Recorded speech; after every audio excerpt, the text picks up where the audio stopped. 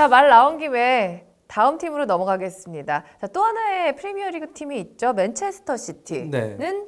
AS 모나코와 만나게 됐습니다. 야, 요게 제일 복병이네요. 모나코. 그래도 그냥 맨시티가 이길 것 같습니다. 네, 뭐 워낙 모나코가 진짜 그렇게 유명하진 않지만 상당히 좋은 자원들이 저번에도 말씀해 주셨다시피 뭐 왼쪽 파비뉴 라인에 선수, 르망, 네. 뭐 맨디, 뭐 말씀해 CD베도 CD베 말씀해 선수. 주시고 많은 선수들 말씀해 주셨는데요. 지금 팀이 상당히 좋습니다만 그래도 역시 한 의원님 말씀대로 지금 2달 정도 시간이 있고요. 또 펩 가르디올라 감독이 그래도 하나하나 지금 팀을 만들어가는 과정에서 개선은 되고 있다고 봐야 되기 때문에 그때쯤 되면은 전력상 그래도 이 경기는 맨시티가 이기지 않을까 이렇게 보고 있습니다. 그러니까 저도 이 경기는 맨체스터 시티 유리인데 아까 제가 아스날 뮌헨 때와 좀 비슷해요. 다음 주에 1차전하고 다다음 주에 2차전하면 저도 아스날 유리하다고 한다고 그랬잖아요. 네. 이 경기도 만약에 다음 주에 1차전하고 다다음 주에 2차전하면 저는 모나코한테 걸 거예요. 지금 현재의 상황으로 보면. 왜냐하면 모나코가 지난번에도 말씀드렸던 것처럼 물론 리그의 평균 퀄리티의 차이가 있기는 하지만 지금 유럽 전체 5대 리그에서 가장 골을 많이 넣고 있는 팀이 모나코이고 같은 리그의 파리 생제르맹보다 지금 20골 가까이 많이 넣고 있어요. 이건 뭐 대단한 수치라고 봐야죠. 그런데 그 모나코가 그 정도로 지금 공수 밸런스 수비도 뭐 모나코가 수비력도 괜찮습니다. 전체적인 밸런스가 아주 좋고 득점력이 있기 때문에 맨시티의 요즘에 또 불안했던 수비로는 사실은 특히 이제 모나코가 측면 공격이 강한데 맨시티가 또 이게 잘못해서 뭐 3백스다 뭐 하면은 잘못하면은 측면 유린당할 가능성도 있거든요. 그래서 그런데 장 의원님 말씀이 근본적으로 저는 동의를 할 수밖에 없는 게 2달 후에 벌어질 경기이고 맨시티는 분명히 2달 동안 지금보다 나빠지기보다는 그래도 지금보다 좋아질 가능성이 높다. 그거는 제가 바이에른 뮌헨을 얘기했을 때와 비슷합니다. 가르디올라 감독의 축구가 얼마나 더 정착이 될지는 몰라도 적어도 지금보다는 안정세로 접어들 가능성이 높고 이 경우는 맨시티는 역시 겨울 1월 이적 시장에서 1월을 보내면서 맨시티는 전력이 또 좋아질 가능성이 아주 높습니다. 그리고 뭐 가브리엘 제수스 같은 선수도 데려올 수 있잖아요. 그래서 전체적으로는 맨시티가 2월 중순까지는 준비가 모나코보다는 잘 돼 있을 가능성이 높아서 맨체스터 시티 유리입니다. 네. 근데 당장 붙는다면 저는 모나코라고 하고 싶지만 네. 모나코에게는 유감스럽게도 그렇지는 않으니까요. 다음 경기 레버쿠젠하고 아틀레티코 마드리드 한번 살펴볼게요. 자, 어떨 것 같으세요, 이번에는? 재미있기는 할 것 같아요. 아주. 그래도 저는 그리즈만의 한 표 봅니다. 이게 결국은 압박 대 압박. 정말 재미있는 치열한 싸움이 될 가능성이 높은데요.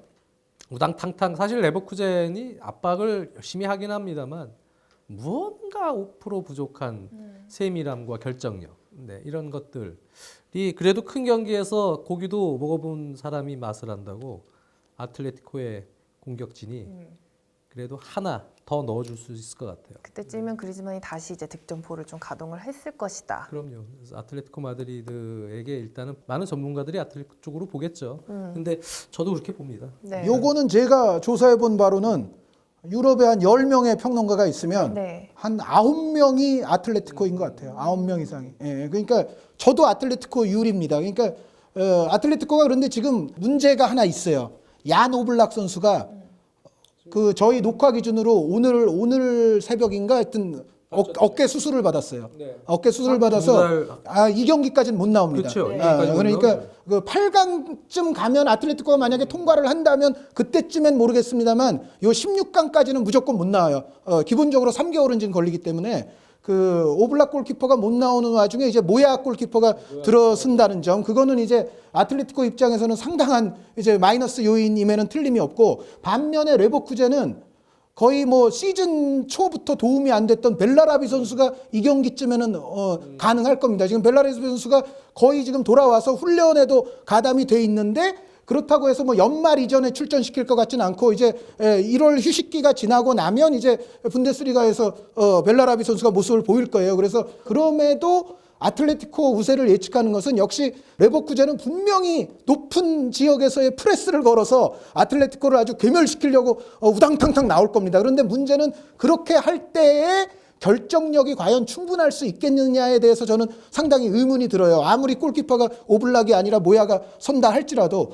그런데 반면에 레버쿠젠의 뒷공간을 유린하는 데 있어서는 지금의 그리즈만, 가메이로, 카라스코라면은 제가 봤을 때는 이거는 오히려 레버쿠젠이 자기네 스타일로 하다가 역으로 털릴 수 있는 그런 가볍게 매치업이 자기가 될 당하는. 가능성이 있다. 그러니까 레버쿠젠의 우당탕탕에 과연 이제 점수를 얼마나 줄 것인가. 레버쿠젠이 거기서 먼저 골을 넣을 수 있을 것인가. 이제 그런 부분에 대한 것 때문에 제가 봤을 때는 요거는 오히려 상성상 아틀레티코가 조금 더 유리할 수가 있다. 아틀레티코가 최근에 아무리 이제 수비가 좀 안 좋아졌다고는 합니다만 여전히 저는 레버쿠젠의 결정적인 순간에서의 결정력은 100% 신뢰가 안 가고, 반면에 지금 아틀레티코가 보유하고 있는 공격진은 요 챔피언스 리그 요런 매치업에서는, 리그에서는 지금 좀 문제가 있습니다만 두 달 후에 이런 매치업에서는 위력을 발휘할 수도 있지 않을까. 저는 아틀레티코가 유리하다고 봅니다. 알겠습니다. 자, 이제 2경기 남았는데요.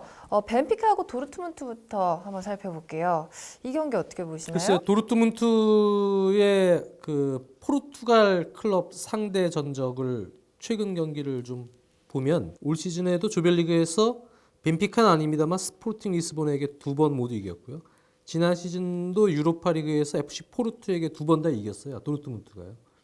물론 이제 상대적이긴 합니다만은 벤피카, 포르투, 스포팅 리스본 사실 백지한작의 전력입니다. 올 시즌과 지난 시즌의 어떤 상대성을 고려해봤을 때 뭐 전체적으로 볼 때 도르트문트가 그래도 위에 있지 않나. 도르트문트가 우위죠. 네.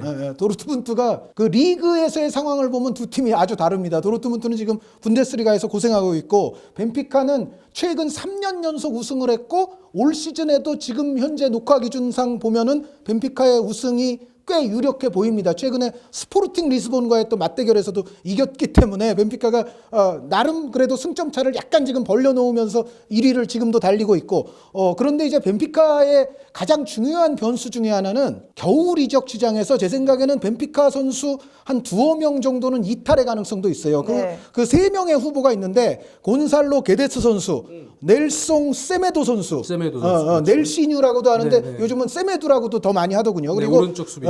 빅터 린델레프 선수, 센터백. 스웨덴 출신 선수, 예. 센터백도 가능하고 라이트백도 가능하고. 근데 게데스라든가 세메두라든가 린델레프를 지금 유럽에 한다 하는 클럽들이 많이 상당히 노리고 많이 있더라고요. 노리고 있어요. 최근에 그 벤피카와 스포르팅 리스본의 이제 라이벌전, 그건 포르투까지 해서 삼각 라이벌 아닙니까? 그 라이벌전이 있었는데 거기에 뭐 맨체스터 유나이티드, 아스날, 뭐 에버튼, 그리고 저 다른 대륙에서 보면 아틀레티코 마드리드도 그 영입 금지 조치에 대한 항소를 해서 요게 어떻게 잘만 되면 또 겨울에 영입할 생각이 지금 있는 팀이에요. 그리고 뭐 AC 밀란, 뭐 이런 많은 팀의 관계자와 스카우터들이 와가지고 이 벤피카 대 스포르팅 리스본 경기를 봤는데, 첼시도 지금 한 4순위 정도로 있어요. 첼시도 관심이 있다는 얘기를 들었어요. 그러니까 여기서 스포르팅 리스본 선수도 한두 명 관심이 있었습니다만 가장 타겟은 벤피카의 유망한 선수 3명이거든요. 그런데 이 선수들 중에 만약에 한두 명이 1월 이적 시장에서 방출이 된다면 벤피카로서는 전력적으로는 상당한 손실을 받을 것에는 틀림이 없고, 전체적으로 벤피카가 지금 보여주고 있는 어떤 공수의 밸런스나 이런 거는 좋기는 합니다만, 도르트문트가 2경기 중 1경기만 미쳐도 네. 벤피카는 도르트문트를 넘어서기는 어려울 거예요. 그러니까 도르트문트가 미치는 날은, 물론 모나코가 지금 유럽에서 가장 많은 골을 넣고는 있습니다만, 도르트문트가 미치면 역시 골차의 승리가 가능하다. 유럽에서 가장 많은 골을 넣을 수 있는 아주 강력한 후보 중에 하나거든요. 그래서 마르코 로이스 선수가 뭐 부상당하거나 또 이런 일만 없다면은 도르트문트가 적어도 2경기 중에 1경기를 대량 득점할 가능성이 좀 있다. 그러면은 나머지 경기를 벤피카가 설사 이기더라도 득점 합계상 역전시키기는 좀 어려울 거라는 생각에서 저는 도르트문트 유리라고 봅니다.